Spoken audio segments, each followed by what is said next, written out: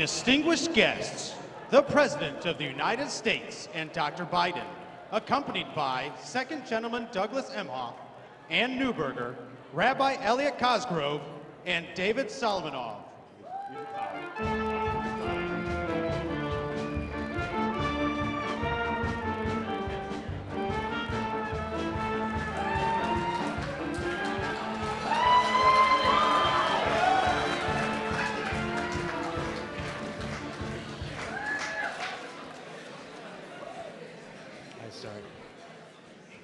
Ready?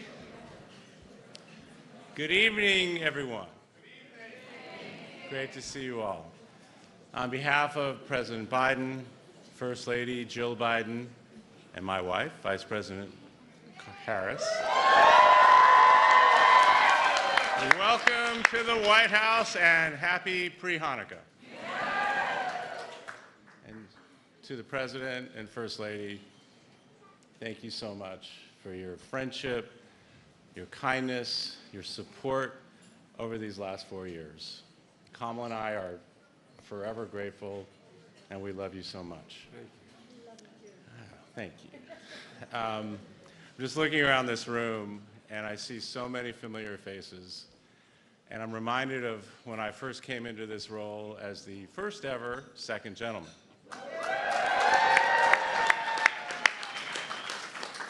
And many of you have heard me say this before.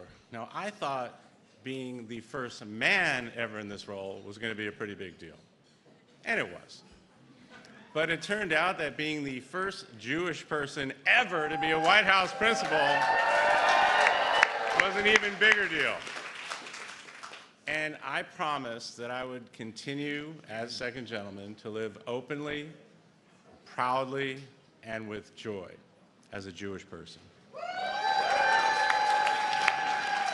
And that's exactly what I did.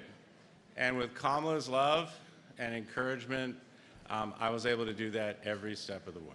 So thank you, Kamala. Kamala and I proudly affixed a mezuzah on our doorpost at the Vice President's residence. There's actually two mezuzahs, a mezuzot, as I've been told. We've hosted Shabbat dinners. We've welcomed students to our home for Rosh Hashanah. We held Passover Seders and sang Dayenu. And every Hanukkah, we light our menorah and place it in the window for the entire world to see. And this year, we're going to do it again. And this year, as we prepared to leave a legacy of our time at the Vice President's residence, we planted a pomegranate tree. This tree commemorates both the pain and perseverance of the Jewish people. And it also honors the victims of October 7th and those who were taken hostage on that horrific day in Israel and those who are still being held captive. But even as we saw anti-Semitism continue to grow and rise in our country and around the world, I walked around with my head held high, my shoulders and chest back, so proud to be a Jew.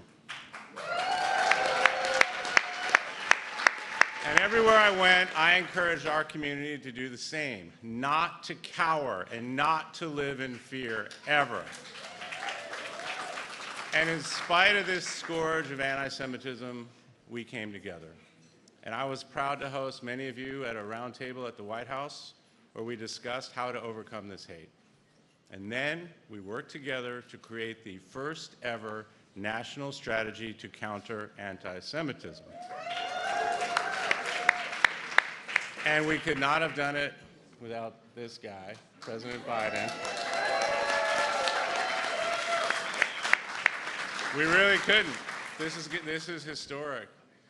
And I want to thank you for that and your steadfast leadership and commitment for prioritizing this strategy and making sure that we got it done. And after the strategy was complete, I traveled around the country and around the world, building coalitions and uniting people of all different backgrounds. Because we know hate, it's like a venom coursing through the veins of our democracy. We all need to be against it. So our work does not stop here. It does not stop when we leave the White House.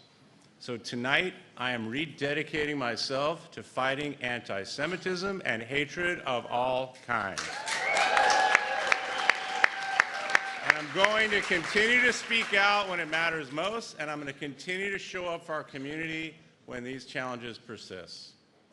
Last year, I had the honor of visiting the town where my great-grandparents were from, in the old country.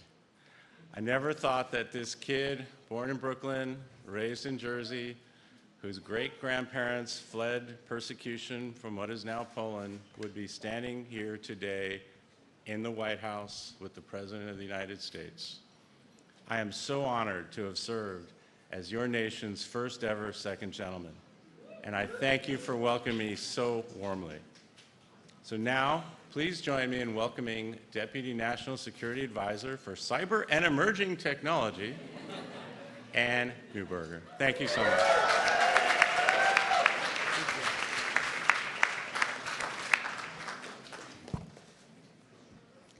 Good evening, everyone. As we gather here in the White House to honor Hanukkah, I think about the power of this moment, telling the story of God's miracles and the faith Jews have held onto for centuries. The power of miracles that have brought each of us here. The woman whose name I carry, my great-grandmother, lost her life in Auschwitz. My grandmother survived and bore her number from Auschwitz on her arm and in her heart. From her, my parents taught me to be deeply grateful for the gift of welcome that America provided us, and to so many of the families in this room, whose histories are tied to the hope we found in the light cast by Lady Liberty's torch. It's perhaps uniquely appropriate that Hanukkah is the final holiday we celebrate with President Joe Biden here at the White House, because this is a holiday that celebrates faith, hope, and the power of a little light to dispel a whole lot of darkness. And over the course of his entire life and career, President Biden has embodied that enduring spirit. In his personal life, his faith in even the darkest hours inspires us all to find strength during our own challenges. And as president, we all recall his historic trip to Israel soon after October 7th. As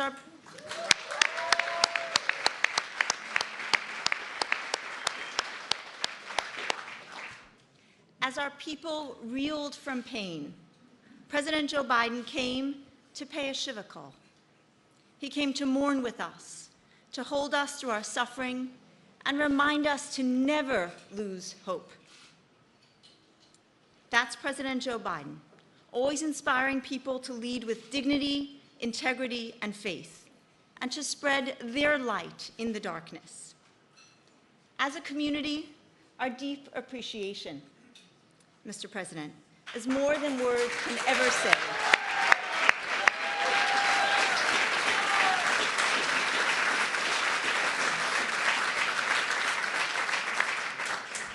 And I personally feel so blessed and grateful to be among the countless lives you've touched.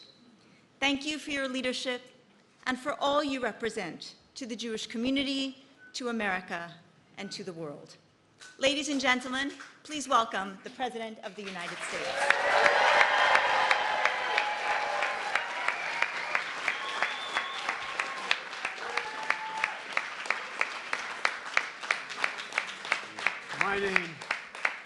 My name is Joe Biden. I'm Joe Biden's husband.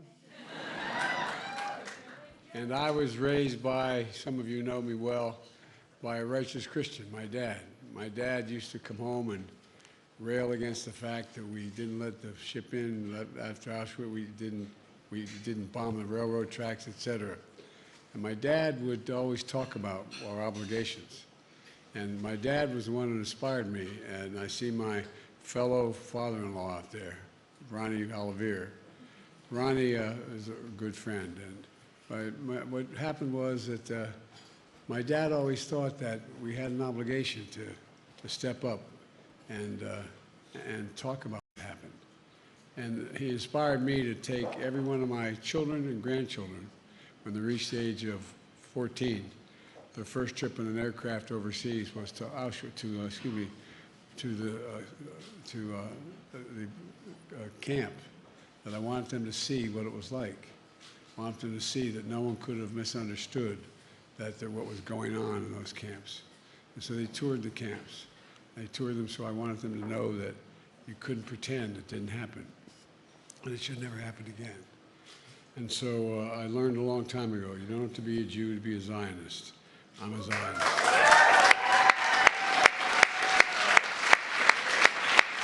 A little early, but happy Hanukkah to everyone. Jill and I and Kamala and Doug are honored to host you here at the White House. Doug, thank you for being such a great friend. And thank you, Ann. You've been a true friend and a real leader. And tell your son how proud of I am. She has a beautiful son. And I want to thank you all for being here tonight. Look, when you walk around the White House, you feel the history and the story of our nation, including the story of the Jewish people who came to our shores in the 1600s after fleeing persecution abroad. Here in the East Room is a portrait of George Washington. In 1790, a local Jewish leader from Newport, Rhode Island, wrote a letter to President Washington, expressing his hope that America would be a nation of religious freedom for all its citizens, a nation which, quote, gives bigotry no sanction and persecution no assistance. Like the ancient Hanukkah story when the Jewish Maccabees fought for religious freedom thousands of years ago, the letter to George Washington echoed the same vision for freedom. And ever since, the values and contributions of the Jewish Americans have shaped the very foundation and character of our nation.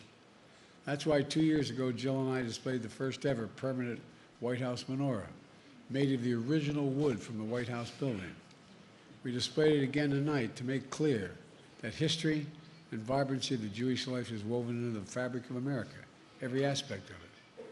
And it's permanent. It's permanent. But I know this year's Hanukkah falls on the hearts that are still very heavy. It's the second Hanukkah since the horrors of October 7th.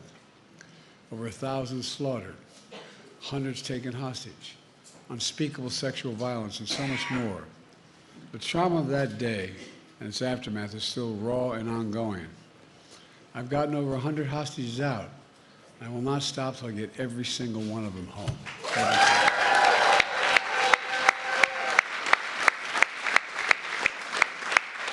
Last month, we secured a ceasefire between Israel and Lebanon so residents can safely return home. And I've said many times before, my commitment to the safety of the Jewish people and security of Israel and its right to exist as an independent nation-state remains ironclad. I know, not just me, I know the Jewish community is also suffering from a despicable surge of anti-Semitism in America and all around the world. It's immoral, it's wrong, and it must stop now. And Doug, I want to thank you. Thank you for your leadership in this effort. I really mean it sincerely. And I know it's hard to find hope while carrying so much sorrow. But from my perspective, the Jewish people have always embodied the duality of pain and joy. You know, the late Rabbi Jonathan Sacks said, "A people that can walk through a valley of shadow of death and still rejoice is a people that cannot be defeated by any force of fear." Any force of fear. That resilience and that capacity to find faith and joy despite centuries of persecution and pain is your light. Like the light of miracles throughout the Jewish history, from the menorah oil lasting 8 days to the miracle of Israel itself. Look, let me close with this. Throughout my life, rabbis, Jewish friends, colleagues have always been there for me and my family when we've gone through very tough times. And I mean it sincerely. Been there on our doorstep, in our home, with us. They taught us so much about the optimistic spirit of the Jewish people. Above all, they taught me one thing. We can never lose hope. Hope, hope, hope. I've seen the power of that hope in my own life and the life of our nation. Next week, you'll light the 8 candles in your menorahs. My final Hanukkah message to you is this. As president, this is to hold on to that hope. Shine your light. Shine the light of optimism. And above all, keep the faith. Keep the faith. May God bless you. Happy Hanukkah. And now I turn it over to Rabbi Cosgrove.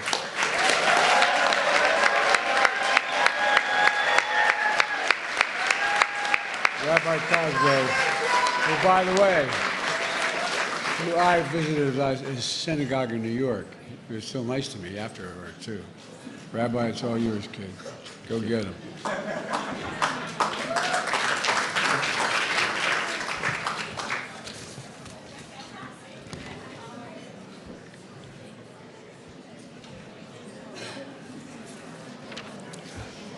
Mr. President and Dr. Biden, on behalf of American Jewry, with one voice and one heart, we are here to say we love you and we will miss you.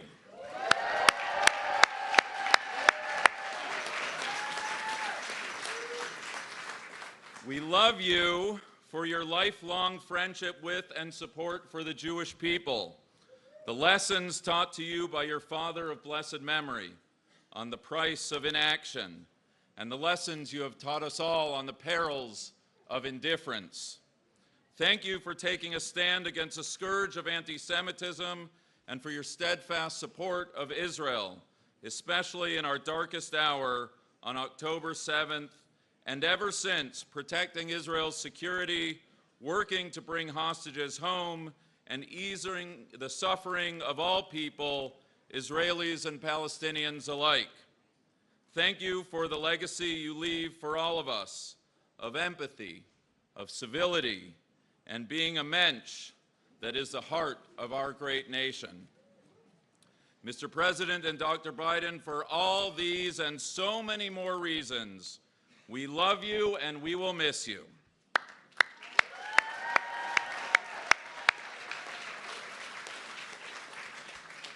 Tonight, we celebrate Hanukkah by kindling the lights of the menorah. Hanukkah doesn't actually start for a bit, so when we sing the blessings, we're going to substitute Hashem in place of God's name. Hanukkah tells a story of our Maccabee ancestors who, upon entering the temple that was destroyed by the Greeks, found a single cruse of oil, enough for just one night, and it miraculously lasted for 8. The sages asked the obvious question: if there was enough oil for one night, then that first night technically was not a miracle. Hanukkah should be a 7-night festival. And while explanations abound for the miracle of the first night, the one that I believe speaks most urgently to this moment is that upon entering the ruins of the temple, one imagines that our ancestors asked themselves, how can we possibly get through this darkness? And yet, they did not give in to despair. They found the spiritual reserves to kindle that first light of faith, to light the candle at all. That was the miracle of the first night, a greater miracle perhaps than all the other days combined. As did our ancestors in their day, so too in our own. Tonight, we have entered this house, and we light the candle, choosing hope over despair and light over darkness, committed to bringing miracles into our world in such desperate need of healing. Please join me in reciting the 3 blessings, loud and proud, followed by Ma'oz Sur.